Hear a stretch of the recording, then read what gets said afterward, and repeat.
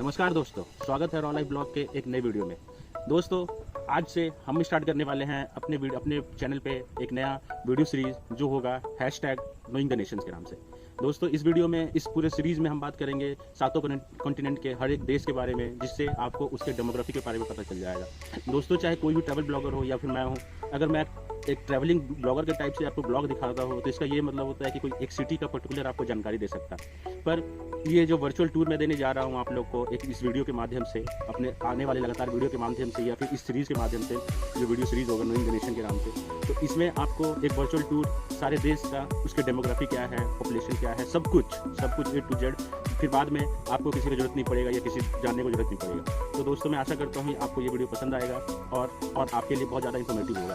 तो आप कोशिश करना कि ये वीडियो को, ये सीरीज़ को अंत तक देखो और चैनल के साथ बने रहे आगे इन्फॉर्मेटिव वीडियो के लिए। तो दोस्तों, ये जो पहला देश हम लेने वाले हैं अपने वीडियो सीरीज़ में नोइंग द नेशन के नाम से, तो वो होगा नेपाल।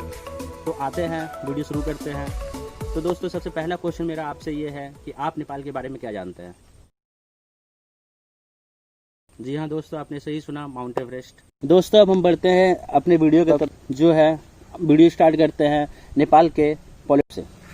दोस्तों, नेपाल को रूफ ऑफ द वर्ल्ड भी कहा जाता है और नेपाल का 75% हिस्सा वो हाईएस्ट और लॉन्गेस्ट माउंटेन रेंज जो हिमालय रेंज है उसके ऊपर होता है। तो इससे ये मतलब होता है दोस्तों कि उसका जो सिविल लेआउट है वो बड़ा ही ज़बरदस्त और कॉम्प्लेक्स तरीका का है। पहला बात, नेपाल दोस्तों साउथ एशिया में पड़ता है और उसके दोनों तरफ इंडिया और चाइना है। नेपाल टोटल में 7 प्रोविंस में बटा हुआ है और बाद में 7 प्रोविंस को काट कर 14 नए जोन में बना। नेपाल का जो कैपिटल काठमांडू है वो प्रोविंस नंबर 3 में पड़ता है। हालांकि जो प्रोविंस नंबर 3 है उसका कैपिटल काठमांडू ना होते हुए हेटेंडुआ है। इन सब के अलावा अगर बात करें कंट्री के एयरपोर्ट्स का, तो कंट्री का लार्जेस्ट और busiest airport international airport Kathmandu Tribhuvan international airport है। और इन सब के अलावा उनके पास दुनिया का सबसे खतरनाक एयरपोर्ट जो है तेंजिंग हिलेरी या लुल्का एयरपोर्ट है।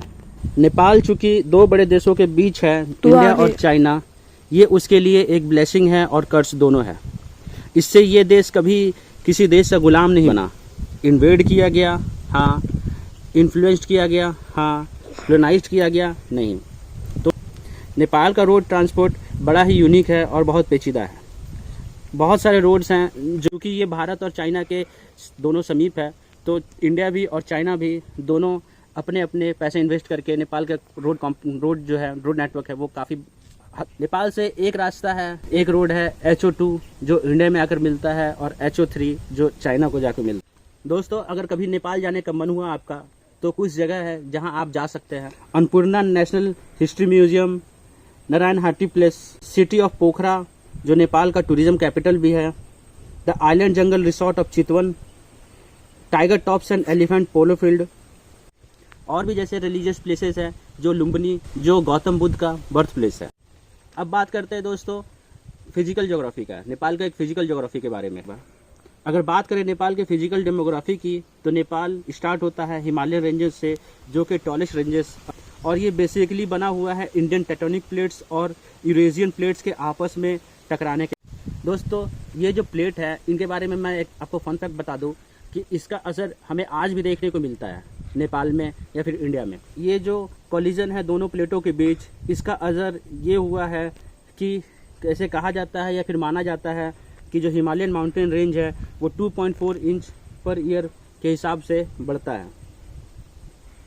इसका एक मतलब ये भी निकलता है दोस्तों कि जो भी आदमी माउंट एवरेस्ट पे जाता है वो एक नया रिकॉर्ड हर साल बनाता है। फिजिकल ज्योग्राफी में मैं आपको नेपाल के बारे में एक और बात बता दूं दोस्तों कि पूरे वर्ल्ड के 10 में से 8 सबसे हाईएस्ट माउंटेन जो हैं वो नेपाल में पाए जाते हैं। ये जो टेक्टोनिक प्लेट्स हैं, ये इनके कोलिजन के कारण हमें आज भी बहुत बार नेपाल में अर्थक्वेक देखने को मिलता है। और अभी तक का जो सबसे हाईएस्ट रिकॉर्ड हुआ है वो है 7.8 मैग्नीट्यूड का जो 2015 में आया था। दोस्तों, नेपाल को बेसिकली 3 रीजन में डिवाइड किया हुआ है जो कि है माउंटेन रीजन, पहाड़ रीजन और तराई।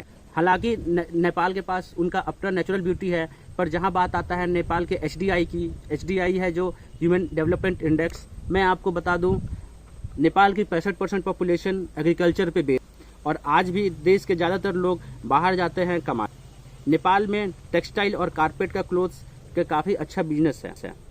सन 1990 में नेपाल कुछ पैसा अपने टूरिज़्म सेक्टर में लगाती है, जो वहाँ पे उनको फ़ायदा करता है नेपाल। और इन टूरिज़्म एजेंसियाँ, बहुत सारी एजेंसियाँ हैं जो माउंट एवरेस्ट पे ट्रैक करने के लिए आपसे अच्छे मोटे रकम लेती है। नहीं, इसके अलावा नेपाल के पास 9 नेशनल पार्क हैं और 3 वाइल्ड लाइफ रिजर्व्स हैं। नेपाल का ये नेशनल एनिमल काव है। इन फैक्ट्स के अलावा मैं आपको एक बात और बता दूं दोस्तों, नेपाल के ज़्यादातर लोग या तो वेजिटेरियन हैं या फिर भारत के ही जैसे या बस चिकन और फिश खाते हैं। और अगर नेपाल के खाने की बात कर रहे हैं तो हम मोमोज़ कैसे भूल सकते हैं। जी हाँ दोस्तों, मोमोज़ भी नेपाल का ही देन है, जो भारत में भी बड़े चाव से खाया जाता है। अब बात करते हैं दोस्तों नेपाल के डेमोग्राफी के बारे में। दोस्तों हालांकि नेपाल एक बहुत ही डाइवर्स कंट्री है, बहुत ही डाइवर्स नेशन है, बट इनमें भी 120 से ज़्यादा एथनो लिंग्विस्टिक लोगों का समूह रहता है। जैसे मैं आपको बता दूं, 21% हिंदू, 9% बुद्धिस्ट, 4.4% मुस्लिम, 31% कायरत दोस्तों नेपाल के लोकल समूह का नाम है, जो मात्र में 3.1%, 1.4% क्रिश्चियन और 0.8% अदर्स। उनका नेशनल करेंसी नेपाली रुपी है, जो काफ़ी सिमिलर है इंडियन रुपी से, और वो CDM टाइप के प्लग आउटपुट यूज़ करते हैं, और वो हमेशा भारत के जैसा रोड के लेफ्ट साइड पे ड्राइव करते हैं। अब बात करें दोस्तों लैंग्वेज का, तो नेपाल में 45% लोग नेपाली बोलते हैं और उतनी ही 50% से अधिक लोग हिंदी को बहुत अच्छे से बोल पाते हैं और समझ पाते हैं। वहाँ पे कुछ जगहों पे इंग्लिश यूज़ होता है, जैसे कोई फैक्ट्री में या फिर गवर्नमेंट ऑफिसेज में या फिर मेडिकल टर्म में या फिर इंजीनियरिंग टर्म में या फिर इंजीनियरिंग प्रोजेक्ट्स में। जैसा कि मैंने दोस्तों आपको पहले बताया है कि नेपाल में 80% लोग हिंदू रहते हैं। उन हिंदुओं में 7 तरह के फैमिली ग्रुप्स में बांटा गया है, जो कि ये जो ब्राउन रंग में रीजन दिख रहा है दोस्तों आपको, यहाँ पे ये लोग जो माउंटेन्स रीजन में रहते हैं, जो है भोटिया, शेरपा और थकाली, जो कि नॉर्दर्न हिमालयन जोन में रहते हैं। फिर आते हैं गुरंग या गोरखा, और ये गोरखा दोस्तों जो हमने सुना है, ये काफ़ी हमारे इंडियन रेजिमेंट भी, इंडियन आर्मी में भी हमारे इंडियन आर्मी में भी अपने सर्विस देते हैं। और गोरखा का एक अलग रेजिमेंट हमारे ब्रिटिश आर्मी में भी है। फिर आते हैं कैरांत, राय और लिम्बू। एक फन फैक्ट और मैं बता दूं दोस्तों आपको, नेपाल में थारू समूह के जो लोग होते हैं उनके बारे में एक बात ये भी बताया जाता है कि वो उनके जेनेटिक्स से ऐसा है कि वो मलेरिया से इम्यून होते हैं। उनके ब्लड में एक थैलेसेमिक ब्लड पाया जाता है, उनके शरीर में एक थैलेसेमिक ब्लड पाया जाता है, जो कहा जाता है कि वो मलेरिया से इम्यूनिटी बढ़ाता है। यानी अगर आपके शरीर में थैलेसेमिक ब्लड है तो आपको मलेरिया नहीं होगा। और ये वहाँ के लोकल जो थारू समूह के लोग हैं उनमें पाए जाते हैं। और जो बाकी बचे हैं उनमें आते हैं नेवार समूह के लोग, जो नेपाल के सबसे समृद्ध और सबसे बड़े लोग हैं। अब दोस्तों बात करते हैं नेपाल का फेस्टिवल के बारे में। अगर नेपाल के फेस्टिवल के बारे में बात करें तो इंडिया के जैसा हर एक फेस्टिवल नेपाल में मनाया जाता है, पर उनका जो एक फेस्टिवल दासीन होता है वो 15 दिन का लॉन्ग ये होता है, 15 दिन लंबा होता है, जो काफ़ी धूमधाम से नेपाल में मनाया जाता है। और उनके बारे में एक और चीज़ जो बहुत फेमस है, जो हमने सुना है या आपने सुना है, वो है कुमारी का प्रथा। कुमारी दोस्तों जैसा हम जानते हैं कि वो किसी भी लड़की को, छोटी लड़की को इस पद पे बैठाया जाता है मंदिर पे, और वो जब तक अपने नहीं आती तब तक उसे वहाँ पे बैठाया जाता है, और उसके बाद फिर कुमारी को बदल दिया जाता है। और बहुत सारे साउथ एशिया के जैसे नेपाल में भी शादी बड़े धूमधाम से मनाया जाता है, जैसे हम इंडिया में मनाते हैं। अब नेपाल के थोड़ा हिस्ट्री के बारे में बात करते हैं दोस्तों। अगर हम नेपाल के हिस्ट्री के बारे में बात करें तो बहुत कुछ हमें देखने को मिलता है। Kathmandu valley neolithic age, Kathmandu in Vedic Hindu Vedas, Kathmandu Kirati king का जो राज्यकाल है, clan and small kingdom period, Gautam Buddha, Maurya और Gupta empire, Anglo Nepali war, treaty of Gachauli, slavery abolished in 1924, earthquake. Nepal के बारे में दोस्तों एक बात और ध्यान रखने लायक बात है। हालांकि वहाँ की जो पार्टी है, जो रूलिंग गवर्नमेंट है, वो कम्युनिस्ट है, पर देश कम्युनिस्ट नहीं है। जैसे हम चाइना में देखते हैं, चाइना में आज भी कम्युनिस्ट सरकार है, पर देश भी कम्युनिस्ट है, पर नेपाल उससे बिल्कुल अलग है। यहाँ पर गवर्नमेंट जो है वो कम्युनिस्ट है, पर देश कम्युनिस्ट नहीं है। इसका ये मतलब होता है कि यहाँ पे पार्लियामेंट को जो हेड ऑफ स्टेट है उससे ज़्यादा पावर होता है। अब बात करते हैं दोस्तों टॉपिक का, जो है फ्रेंड जोन। अगर नेपाल के फ्रेंड जोन की बात करें तो मैं आपको बता दूं, हालांकि नेपाल में बस 10% बुद्धिस्ट हैं, पर जो बुद्धिस्ट डोमिनेटेड कंट्री है जैसे म्यांमार, इंडोनेशिया या फिर थाईलैंड, इनसे नेपाल का बहुत अच्छे रिश्ते हैं। वो लोग अक्सर साल में कुछ एड्स या फिर कुछ मदद नेपाल को देते रहते हैं, जिससे वो अपने आप का विकास कर सके। अगर अब बात करें इंडिया और चाइना में, तो जैसे हम दोस्तों जानते हैं, एक पैर में दो तलवार नहीं रह सकती, एकदम सेम वही हाल इंडिया और चाइना का भी है। इंडिया चूँकि भारत के सबसे पड़ोसी देश, सबसे बगल में है, और चाइना भी चूँकि सबसे नज़दीक है, तो दोनों का हमेशा से नेपाल के प्रति कुछ अलग ही रुतबा रहा है, कुछ अलग ही ये रहा है।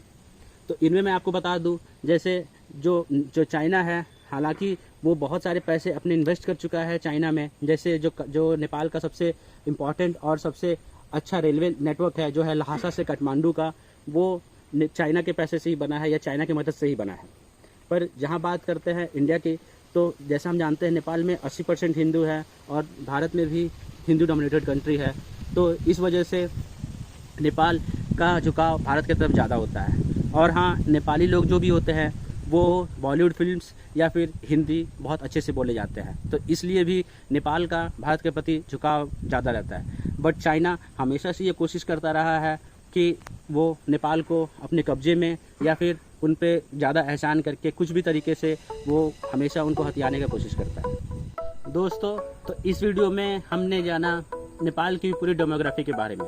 मैं जो अगला पार्ट जो लाऊंगा, जो इस हफ्ते के शनिवार को वीडियो आएगी, उस वीडियो में आपको मैं उसका फ्लैग एनालिसिस बता दूंगा और टॉप जगह नेपाल का जहां पे आप जा सकते हैं या फिर घूम सकते हैं। तो दोस्तों, अगर वीडियो इन्फॉर्मेटिव लगी और अगर पसंद आया तो वीडियो को ज़रूर लाइक करें, अपने दोस्तों को ज़्यादा से ज़्यादा शेयर करें और चैनल के लिए और मेरी मोटिवेशन के लिए एक सब्सक्राइब ज़रूर करें। और मैं कोशिश करूँगा आपको इसी तरह से अच्छे से अच्छे इन्फॉर्मेशन देने का। तो इस वीडियो के चैनल के साथ बने रहें और वीडियो को देखते रहें।